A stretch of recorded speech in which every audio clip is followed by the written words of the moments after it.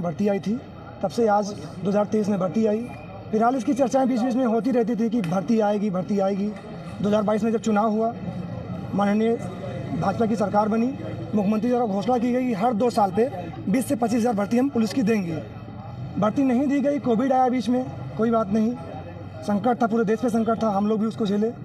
उसके बाद फिर भर्ती जब आई आज, तो एज में छूट नहीं दी गई। उस समय हम लोग अंडर एज थे, हम ही नहीं लाखों युवा अंडर एज थे। आज जब भर्ती आई है तो ओवर एज है। आप खुद मोटा मोटा गणना करिए, 2018 में अगर भर्ती आई हम 17.5 साल के थे, आज जब 23 लास्ट में भर्ती आई है तो हम ओवर एज हैं। इसी मामले हम लोग यहाँ पे आए थे उम्र में छूट के लिए। 2022 में भर्ती देने को कहा गया, उसके बाद बोले कि टेंडर नहीं मिल रहा हमको, टेंडर नहीं मिल रहा। टेंडर के हम लोग जिम्मेदार हैं। सामान्य वर्ग में जन्म लेना गुनाह है या पाप है? 18 से 22 साल तक कौन रहेगा? मोटा मोटा जोड़ी हर आदमी। हम तो कह रहे हैं, हमारे बगल एक लड़की बैठी थी, वो 4 दिन से ओवर एज है।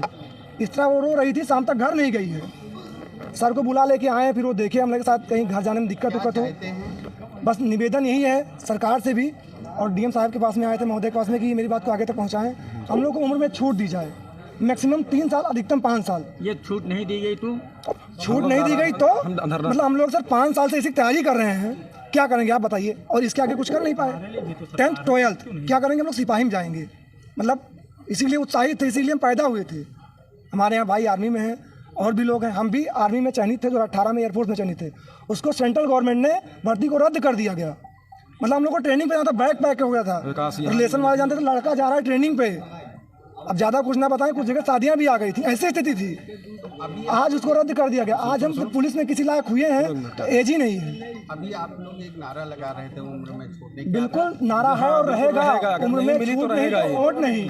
जिस और जवानी चलती है उस और जमाना चलता है। जिस तरह से पूर्ण बहुमत में हमने उत्तर प्रदेश को लाया है, उस तरह से हटा भी सकते हैं और हटाएंगे अगर ऐसा नहीं हुआ तो। बिल्कुल हटाएंगे। और मैं आपको अवगत करा दूं, उत्तर प्रदेश, मध्य प्रदेश, राजस्थान, इन जगहों पे पुलिस की भर्ती हुई है। उन्होंने बिना किसी बातचीत के 3 साल की छूट दी जनरल वर्ग को, और ओबीसी एससी को 5 साल की छूट दी है। वो सरकार नहीं है, ये अलग सरकार है। राम राज्य किस चीज़ का राम राज्य है? एक प्राण प्रतिष्ठा के लिए लाखों प्राण ली जाएंगे। और मैं आपको इस बात को अवगत करा दूं, आप ही आएंगे हम लोग को अमरनाथ से उठाने के लिए। धन्यवाद। शिवम पांडे हूँ, शिवम पांडे नाम है, छात्र पंचायत का राष्ट्रीय अध्यक्ष हूँ। आज हम लोग आए हुए थे गोंडा, क्या कहते हैं, पूरे प्रदेश के युवा इस समय परेशान हैं, क्योंकि कुछ अधिकारियों के द्वारा, उत्तर प्रदेश के कुछ अधिकारियों के द्वारा, उत्तर प्रदेश सरकार के द्वारा, जिसने 4 साल जिसके हो गए उसको बुढ़ा घोषित कर दिया है। मतलब जो उस समय फॉर्म नहीं भर पाए थे, अब भी वो नहीं भर पा रहे हैं। क्या अगर कोई सामान्य वर्ग में जन्म ले लिया है तो उसने कोई अपराध कर दिया है? इस जरासर बहुत ही गलत भर्ती की जा रही। इसी के विरोध में आज हम लोग मुख्यमंत्री को संबोधित ज्ञापन डीएम के माध्यम से देने आए थे। अगर हमारी नहीं मांगे मानी गई तो पूरे प्रदेश में हम आंदोलन करेंगे, जिसकी पूरी जिम्मेदारी उत्तर प्रदेश सरकार की होगी। क्या मांग है? हमारी यही मांग है कि सभी छात्र को एक नजर से देखा जाए।